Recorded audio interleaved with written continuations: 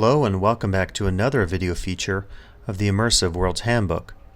Today I'm focusing on the issue of religion and theming, and I'll be taking you to three specific venues that each in their own way focuses on some aspect of religion or spirituality in creating a themed or immersive space for the guest. Right now you're looking at a still from the Holy Land experience in Orlando, Florida. And that's one of the three venues I'll be focusing on in depth throughout this video.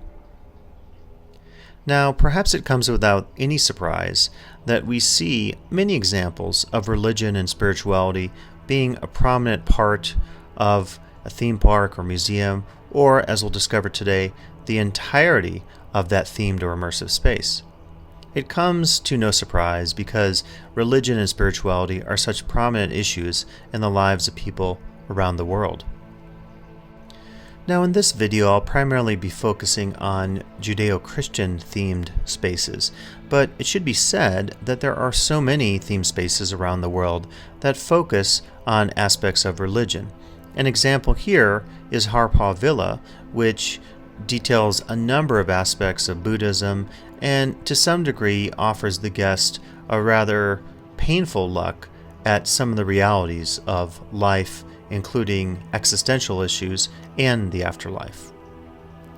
And if you're interested in looking at Harpaw Villa in Singapore in more depth, please be sure to check out my previous video feature that focuses on an extensive themed review of this exciting theme park in Singapore. Now, before I start the tour of explicitly themed religious or spiritual spaces, it should be said that many theme spaces have some aspect of spirituality or religion tied in with their various thematic components, their narratives, their attractions, and so forth. An example of this would be Dollywood, pictured here in Pigeon Forge, Tennessee. Everything from Christian gospel singers to this example here of a religious icon are indications that many theme spaces utilize some form of religion or spirituality as part of their attractions or general messages to the guest. But keep in mind the focus of this video is on spaces that have an explicit attention to or focus on some aspect of religion or spirituality throughout their environs. And I should also note that in addition to the spaces I'm considering in this video today, there are certainly in our past themed and immersive spaces that focus explicitly on religion or spirituality. An example pictured here is the now defunct theme park Heritage USA, which opened in the 1970s just south of Charlotte, North Carolina, and closed in 1989. Now, Heritage USA was somewhat famous because it was associated with the Pentecostal evangelical individuals, Jim and Tammy Baker. And if you look into some of the lore of this particular theme park, you'll see a very curious image of one Jerry Falwell sliding down one of the water slides in his full ministry garb. So certainly if you're curious about some of the spaces of the past, jump on the internet, look at the many fine roadside sites or Atlas Obscura or places of that sort to discover a little bit more about those religious theme parks that are no longer a part of our current reality. And I think it's important to point out that quite obviously, in addition to the religious theme spaces I'm considering today that have a more commercial nature to them, there are additional spaces such as churches, synagogues, and temples that very clearly have their own theming to them, although we often don't think of them in the commercial sense. I'm reminded here of the work of the cultural geographer Yi Fu Tuan, who years ago spoke of a Gothic cathedral and its ability to completely envelop or immerse the guest within the space for the fact of the multi-sensorial dynamics that are happening at any time in that cathedral. Smell, sight, touch, and many other senses, of course, are part of the guest's experience or the religious individual's experience while within that space. And in addition, there's another side of theming and religion I should mention, though I won't consider it in this particular video, and that is the growing interest in Christian religious-themed haunted houses that pop up around Halloween. If you've seen the documentary film Hell House, it's one example of a very famous version of this particular type of haunted house that is themed in reference to specific parables and teachings of Christianity. So in this video today, I'll be focusing on 3 themed and immersive spaces and looking at their religious or spiritual components and how they develop these as part of that experience for the guest. The first space will be the Holy Land experience in Orlando, Florida. The second being the Ark Encounter in Williamstown, Kentucky. And the third, the related space, the Creation Museum in Petersburg, Kentucky. And as we begin, I should say that I'll be focusing primarily on the Holy Land experience in this video tour, primarily because I haven't done another feature on it before, and secondly because I've recently done 2 very extensive video features on the Ark Encounter and the Creation Museum. So if you want more about those 2 specific spaces connected to AIG, Answers in Genesis, be sure to check out those other video features. Okay, so now we'll take a look at my tour through the Holy Land experience. Now, please keep in mind, of course, that these images are dated here well over 10 years old, and I'll talk a little bit later about some of the happenings in terms of the auctioning of items, so you'll see a much different park if you visit it today. I haven't had the chance to go back since my last visit, so certainly it's on my list to do the next time I'm in Orlando, Florida. Now, one of the curious things about the Holy Land experience is the fact that it so emphasizes shows and performance as part of the guest experience.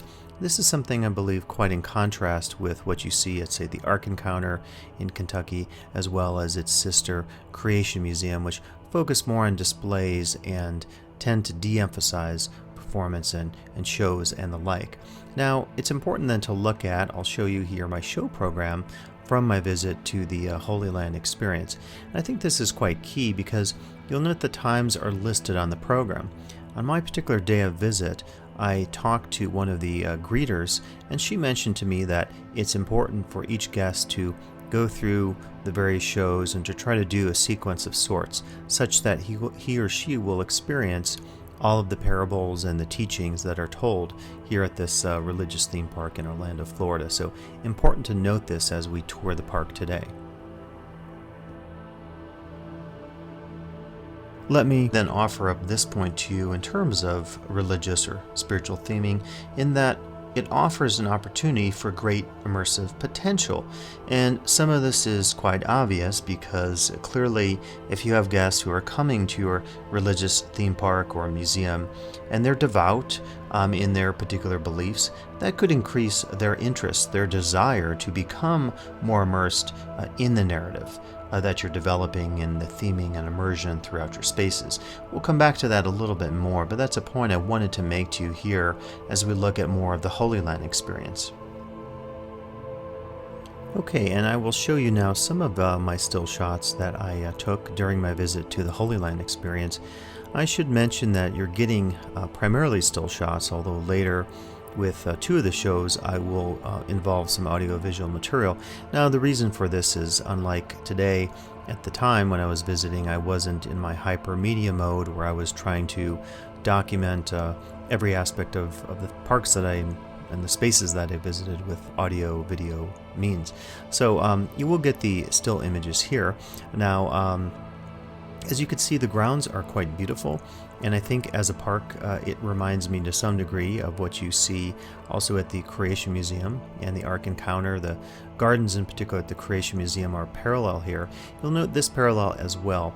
There is a feature on the various flora that you find in the Bible, and this is key. At the Creation Museum and the Ark Encounter, they extend this as well to the fauna or the animals of the Bible.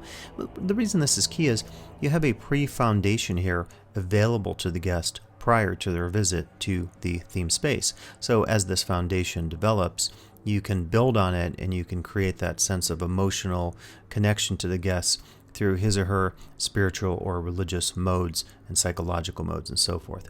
Now you'll see here some material culture.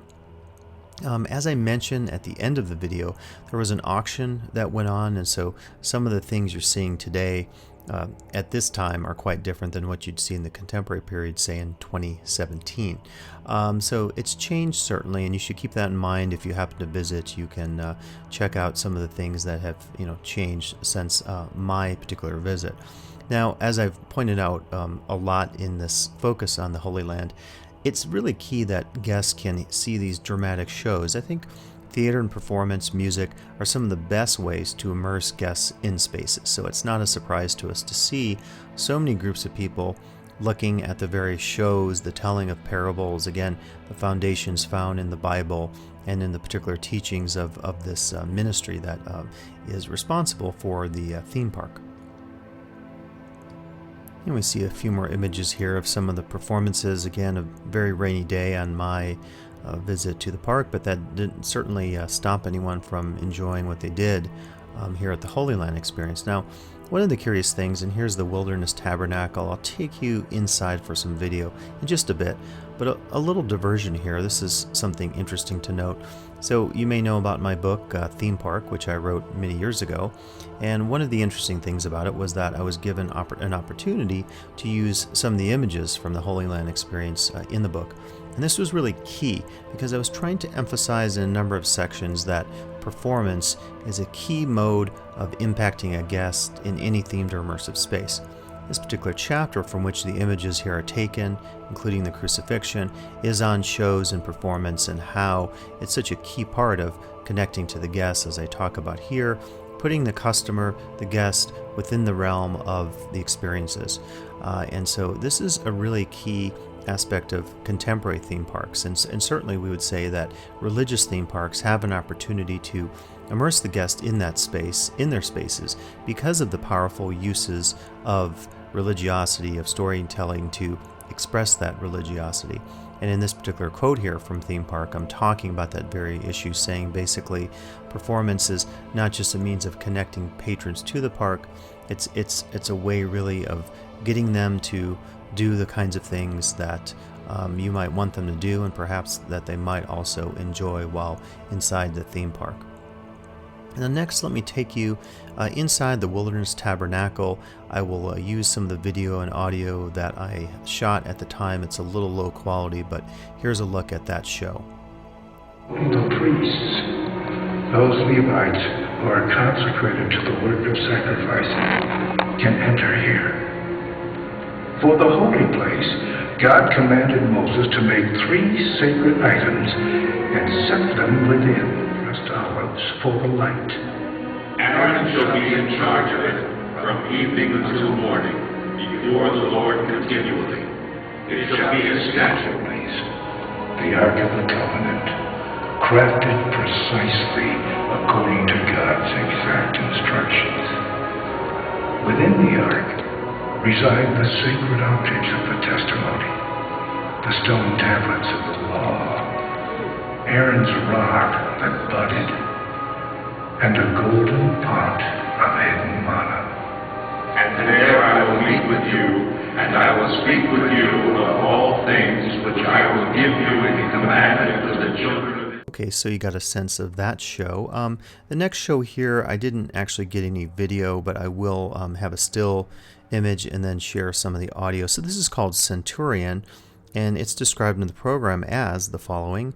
In this musical, a Roman centurion grieves over his dying servant, and there is only one man who can heal him, the Jewish Messiah. So here's a little excerpt of that now.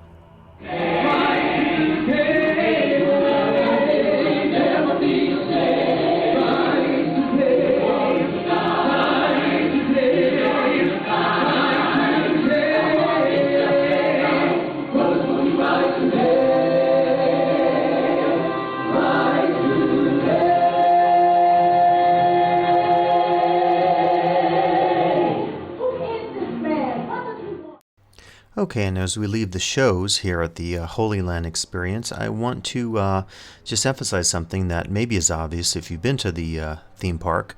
My visit was in 2005, and as you can see, since that time, now in 2017, over 12 years later, a lot has changed, and certainly I'm in need of a revisit to the Holy Land experience. So I had an opportunity to find some Creative Commons images here by a photographer, and they're very interesting in showing just some of the things that were not present during my visit in 2005. And I think the thing that is most prominent that I've noticed, and I'm not there to witness this, but judging from these photos, I think they're taking a much lighter tone, which is kind of interesting. My recollection, having visited in the mid-2000s, was that there was a very heavy tone in terms of the religiosity. It at least appears on the surface here that they've lightened things up a bit. You could just see some of the representations, some of what you'll be seeing, including the next image of a whale, are from a kids play area that also did not exist at the time of my visit. So in much of my writing, I'm always talking about the need to update and to re-inspire guests and so forth. Everything you're seeing here did not exist since my visit, so I'm very appreciative of these photos on Flickr under Creative Commons. Well, curiously enough, in the course of working on this video, I actually discovered another reason that it really explains why you see some of the changes that I mentioned here in 2017. So we're looking at images here from a story from the Orlando Sentinel. Basically, in July of 2016, the Holy Land Experience offered this major auction of many of its items. From the journalistic accounts, apparently what happened was that the park has continued to suffer financially. TBN, the famous Christian broadcasting network, had been giving an influx of cash into the theme park, as much as 25 to 30 million a year, I believe. So what you see here then are the auction items that were offered for sale. Hundreds and hundreds of items, chairs, thrones, costumes, Harley Davidson motorcycle. And so it's quite interesting to think about this just in terms of the context of the popularity of religious theming. Certainly we'll continue to see religious theming in the future, but it is a curious moment to reflect on this massive estate sale here at the Holy Land Experience just in 2016. Okay, and just one more reflection on this particular issue. This is actually another image I found, a contemporary image of the Ten Commandments, and I wanted to actually contrast this then with the image that I shot years back, which is coming up right now. And so my point about this is when they did this auction sale, they probably, took out a lot of the important pieces that maybe lended a sense of authenticity for the guest who's dealing with a very serious personal existential topic in terms of religion. Here's another shot, which again you can tell this particular stone here and some of the backdrop, right? It's a much different feel than the park used to be. So we'll have to keep an eye out in the future to see how guests experience this change of some of the notable material cultural forms here at the Holy Land Experience. So we will bring this part of the video tour to a close. It was an opportunity for me to finally put on video here some of my still images and some of the videos from my visit to the Holy Land Experience in 2005. So I hope I have a chance to visit it and to see how they deal with some of these serious and less serious religious and spiritual issues within a theme park. And a quick internet perusal of theming and religion will help emphasize this next point, is that we're seeing theming and immersion in more and more religious spaces than compared to the past. If you go to annual meetings of IAPA or TIA, the Themed Entertainment Association, more and more you discover that individuals who work, do design work, or who manage large religious facilities are relying upon immersive and thematic technologies, material culture, and forms of performance for part of delivering that experience to their practitioners. So it's an important point to remember here as we look at more religion and theming. And another point I would make today about theming and religion is that there's a clear opportunity here to bring text, in quotes, to life for the guest.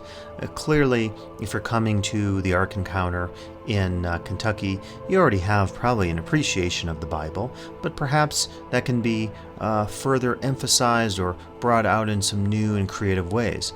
And one point of comparison here, surprisingly enough, is attending or going to the Wizarding World of Harry Potter, whether in Los Angeles or in Orlando. And I mention this because for fans of the stories by J.K. Rowling, they find that their desire is brought to an even more heightened dimension once they come out to the theme parks and visit. And thus there's an opportunity to use appreciation of certain texts already from the get-go to draw that out, to draw out that interpretation information as the guest enters the new theme space in question. And here is an opportunity to reflect on another aspect here about religious and spiritual theming. And quite specifically, this refers to the idea that there are very unique challenges present in developing this sort of theming or immersion. Now, I actually have another video feature that focuses on some of the challenges present in spiritual and religious-based theming as an example of what that might be, as a bit of a preview here. How do you know that what you're presenting to the guests in terms of this very personal information of a spiritual nature will connect with him or her in a way that is appropriate to that guest? And so that's something we'll get into in that other video if you're very curious about that issue. And I would offer to you that there is an equally curious issue here in terms of the challenges of religious theming, and that's reflected here in this code of conduct page that I received in my program when I visited. At the top of the page you can see it has information about the ministry, how to donate. A little ways down it talks about some biblical history, and they talk about how the Holy Land experience aims to demonstrate the living truths of the Bible in innovative ways through state-of-the-art exhibits, dynamic musical performances, and specialized tours of our Jerusalem model, which I haven't featured here. Talks a little bit about the design, the ministry, and the idea that people should be challenged in their continuing search for the truth of God and to be encouraged in their faith. And so that notion of acting on improvement and so forth. But the next section here is quite interesting on the behavioral policy statement. They speak of a dress code, and certainly all theme parks, including the one I worked in many years ago, have dress codes that they enforce, and that makes sense. There's also a worship code here, and this gets interesting. So what if a worship form like speaking in tongues causes a disturbance? The guests could be kicked out. Additionally, if anyone is drunk or displays lewd conduct, as you see under behavior code, they can similarly be asked to leave the park. They also address here under miscellaneous codes the focus on smoking is not allowed. So clearly this is in a sense a bit different than other theme parks that have similar codes, because there's an emphasis here on certain behaviors that are deemed to be invalid or inappropriate for the Christian context of the park. And that presents a challenge, because one of the things that you can think about is not everyone who's coming to this park or any other religious-based park will agree with some of those perceptions, some of those interpretations. And that indeed raises another issue. If you have a hot-button political issue like religion being addressed in a space like the Holy Land experience or the other spaces I consider, you can be sure that not every guest coming to that space will agree upon the interpretations, the appropriate behaviors, the notions that are discussed in various dramatic senses. So that, I think, presents a unique challenge for operators of a space like this to think about designing attractions that will be relevant to guests, but will be applicable to enough, to a great enough range of guests, I guess I'm trying to say, such that they won't be offended or bothered by what they see because of their differing interpretations. That can also present a clear demographic challenge in terms of marketing. Would you market this to Muslims? Would you market this to atheists, this particular theme park? Probably not. And so that presents a challenge at a level perhaps unthought of in terms of some of the design approaches or foundational approaches of the folks who created this space. We'll actually then leave the Holy Land experience and take a look at the experience of the Ark Encounter. And so here we have another opportunity at the Ark Encounter to focus on this feature of religion and theming, and the idea that religious theming may be augmented or enhanced by various forms of technology. You're quite familiar with this probably in theme parks and other theme spaces where the guest experience is made more full or holistic or immersive by using various technologies or sensory approaches. Now, if you happen to listen to my video on the Ark Encounter, you're aware of the fact that I was very critical of the particular approach that the Ark Encounter takes to some of their exhibits.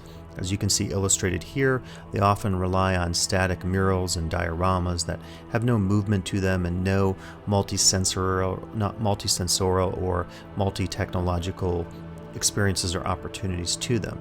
I think this is something that's perhaps lost in the guest and their experiences here at the Ark Encounter.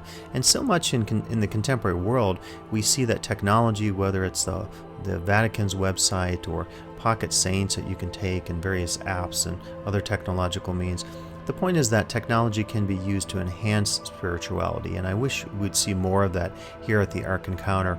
Who knows, perhaps there's a possibility in the future that Answers in Genesis will update some of their theming such that we get away from some of the static displays that we see here that could be improved in so many interesting and unique dimensions. Okay, and as you look at this next plaque here, we get into another feature that's important to point out about religious-based theming, and that's the idea that it often has a didactic or pedagogical or educational bent to it. Clearly, in spaces like the Holy Land Experience, the Ark Encounter, and the Creation Museum, there's an emphasis on teaching certain things, and in various ways this is often a parable that's taken, say, from the Bible, from an important book, from an important individual from the Bible, a prophet, and then that's often instilled in the guest through very dramatic and immersive means in many of the exhibits that you're seeing here throughout these spaces. Okay, and this will bring to a close the focus I've offered you today on religion and theming and the various interesting intersections. Looked at 3 different theme spaces that use religion as a majority of their approach to guests. And in the future, I'm going to be adding more videos to this particular playlist, which focuses on the interesting issues and connections between religion and theming. So I hope you have the opportunity to think about some of these spaces on your own, and perhaps you'll even visit them and draw your own conclusions and reflections on the connections between religion and theming. So please come back for additional video features of the Immersive Worlds Handbook.